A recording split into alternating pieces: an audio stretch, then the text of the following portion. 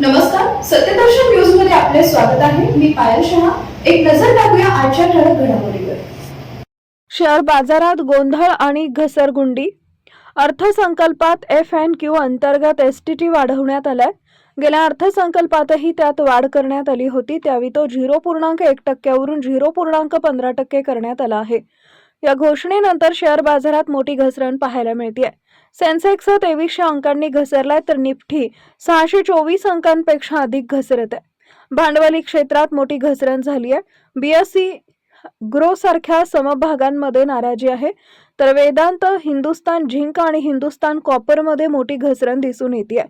Nifty 24,800च्या खाली व्यवहार करताय, तर सेन्सेक्स 80,500च्या खाली व्यवहार करत आहे.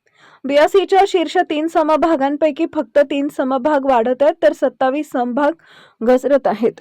सन फार्मा, TCS आणि कोटक महिंद्रा वगळता इतर सर्व शेअर्स सुमारे 8% घसरलेत. ॲटो फार्मा आणि FMCG बँक क्षेत्रासह सर्व क्षेत्रात घसरण आहे. PSU बँकांसारख्या क्षेत्रातही दबाव आहे.